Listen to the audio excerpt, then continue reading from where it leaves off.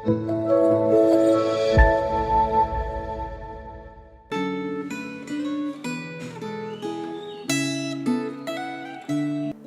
salam sejahtera, saudara-saudara yang terkasih di dalam Tuhan. Di tengah-tengah situasi dan kondisi dunia yang serba tidak menentu ini, mari kita mengarahkan hidup kita hanya percaya kepada Allah. Karena Dialah pemegang dan pengendali dunia ini. Tema perenungan refleksi Gema hari ini, percaya hanya kepada Allah. Sebelum kita membaca dan merenungkan kebenaran firman Tuhan, mari terlebih dulu kita berdoa. Kami bersyukur untuk hari yang baru ya Tuhan, yang mengingatkan kami akan kasih setia dan rahmat-Mu yang selalu baru bagi kami. Pimpinlah kami ya Allah di dalam kebenaran sabda-Mu, agar kami boleh melangkah dengan iman, melakukan seluruh kegiatan kami sepanjang hari ini dengan tuntunan kebenaran firman Tuhan. Di dalam nama Kristus kami berdoa, amin. Kita akan melanjutkan perenungan dari kitab Yesaya pasalnya yang ke-18. Saya akan membacakan dalam Alkitab TB2 ayat yang pertama, kedua, dan kemudian ayatnya yang ke-7. Demikian sabda Tuhan.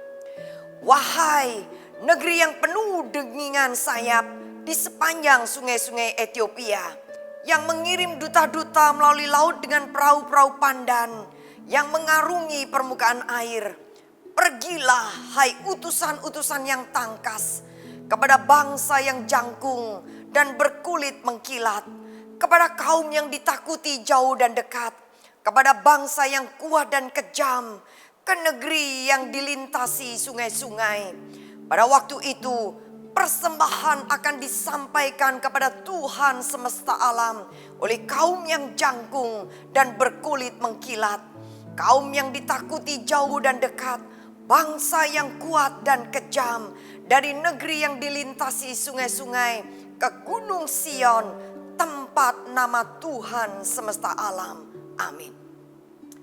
Saudara, Ethiopia adalah salah satu bangsa yang cukup kuat pada zaman Nabi Yesaya.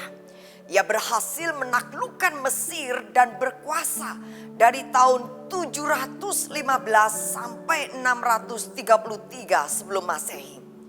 Di dalam ayat yang pertama, Nabi Yesaya menyebut Ethiopia sebagai negeri yang penuh dengan dengingan sayap. Karena tempat ini penuh dengan berbagai jenis serangga. Ayat yang kedua memberikan gambaran tentang bangsa seperti apakah Ethiopia itu. Dicatat di situ bahwa orang-orang Ethiopia itu berpostur jangkung, berkulit mengkilat, tangkas, bangsa yang kuat, yang ditakuti dan kejam. Hal inilah yang membuat Ethiopia menjadi angkuh dan melihat citra dirinya sebagai bangsa yang tidak terkalahkan. Ethiopia memanfaatkan keberadaan mereka ini sebagai kaum yang ditakuti dekat dan jauh. Sebagai bangsa yang punya kekuatan, bangsa yang tangkas, ulet, yang kejam. Mereka menawarkan bantuan kepada Yehuda untuk bersepakat melawan bangsa Asyur. Di dalam ayat yang kedua dituliskan bagaimana mereka mengirim duta-duta dan mengajak Yehuda untuk bersatu melawan Asyur. Yehuda yang dalam kondisi jauh dari Tuhan berada di antara kedua bangsa yang sedang bersaing tersebut, mencoba untuk bekerja sama dengan Ethiopia melawan bangsa Asyur.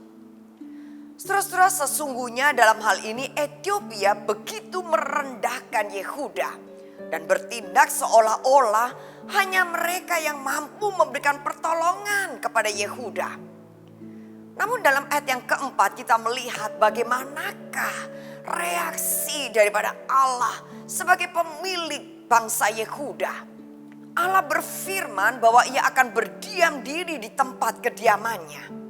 Dicatat di dalam ayat yang keempat, aku akan menjenguk dari tempat kediamanku dengan tetap tenang, seperti tenangnya hawa panas terik di tengah hari, seperti kabut dari embun di panasnya musim menuai. Artinya Allah menolak tidak setuju bangsa Yehuda menerima tawaran kerjasama dari bangsa Ethiopia. Saudara-saudara, Allah tidak membutuhkan bantuan Ethiopia untuk mengalahkan bangsa Asyur. Dalam ayat 5 sampai ayat yang ke-6 dituliskan, sebab sebelum musim buah, apabila waktu berbunga sudah berakhir dan gugusan putik menjadi buah anggur yang hendak masak, maka Tuhan akan mengerat ranting-rantingnya dengan pisau pemangkas dan menyisihkan carang-carangnya dengan memacungnya.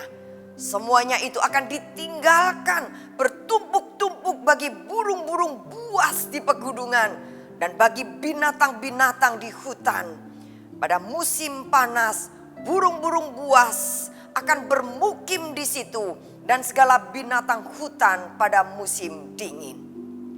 Saudara, firman Tuhan ini menjelaskan dan menegaskan bahwa Allah sendiri yang akan menghadapi bangsa Asyur. Allah sendiri yang akan mengalahkan mereka. Melalui nubuat yang disampaikan tentang Ethiopia, Allah sesungguhnya mengingatkan Yehuda bahwa mereka tidak perlu bekerja sama dengan bangsa yang tidak mengenal Allah. Oleh sebab mereka memiliki Allah pencipta langit dan bumi. Allah yang sanggup berkuasa melakukan apa saja sesuai dengan kehendaknya. Bangsa Ethiopia sendiri di dalam ayat yang ke-7 dinubuatkan bahwa mereka akan datang untuk menyembah Allah di Gunung Sion. Dan nubuat ini digenapi dalam kitab Kisah Para Rasul pasal 8 ayat 26 sampai 40. Saat seorang sida-sida dari Ethiopia datang ke Yerusalem untuk beribadah kepada Allah. Melalui pemberitaan Filipus membuat sida-sida ini percaya kepada Tuhan Yesus Kristus. Saudara, inilah awal bagaimana gereja-gereja berkembang di Ethiopia sejak abad pertama. Dan sampai sekarang kekristenan masih kuat di Ethiopia. Kita bersyukur kepada Tuhan Allah yang begitu mengasihi Ethiopia dan bangsa-bangsa lain. Sehingga ia memerintahkan agar Injil diberitakan sampai ke seluruh penjuru bumi. Sehingga banyak orang bisa mendengar Injil Yesus Kristus yang menyelamatkan dan mengenal Tuhan Allah yang Maha Kuasa itu. Saudara-saudara, apakah saat ini saudara sedang menghadapi pergumulan dan tantangan yang mungkin sangat menekan hidup saudara seperti halnya yang dihadapi oleh bangsa Yehuda? Kondisi kesehatan yang terancam, perekonomian yang tergoncang, masa depan yang tidak jelas di tengah-tengah dunia yang semakin ganas. Banyak kali di dalam peristiwa yang tertekan dan terjepit seperti ini, kita begitu mudah menerima bantuan dari pihak lain di luar Tuhan. Namun sesungguhnya kisah ini mengingatkan dan menasihatkan setiap kita bahwa Allah menghendaki kita umatnya percaya hanya kepada Dia saja. Saudara-saudara, percayalah sebagaimana Allah sudah membebaskan Yehuda dari segala pergumulannya, maka kita juga percaya bahwa Tuhan Allah yang kita sembah di dalam nama Yesus Kristus, Dia juga yang akan membebaskan kita dari segala kemelut dan persoalan yang melanda. Hanya pertanyaannya, maukah kita sepenuhnya hanya percaya kepada Dia, mengandalkan Tuhan satu-satunya sebagai sumber pertolongan dalam hidup kita? Biarlah perenungan refleksi Gemah hari ini mendorong dan menolong setiap kita untuk senantiasa hidup hanya percaya kepada Tuhan Allah saja. Mari kita berdoa. Ya Tuhan, tolong kami untuk mengenal-Mu dengan lebih dalam lagi, agar hanya kepada-Mu kami percaya dan bersandar. Biarlah kami tidak mudah beralih untuk percaya kepada yang lain ketika menghadapi kesulitan, tantangan dan pergumulan. Tetapi hanya Engkau ya Yesus satu-satunya yang kami percaya dalam hidup ini. Di dalam nama Kristus kami berdoa. Amin. Selamat menapai hari dalam firman dan hiduplah percaya hanya kepada Kristus saja. Tuhan memberkati.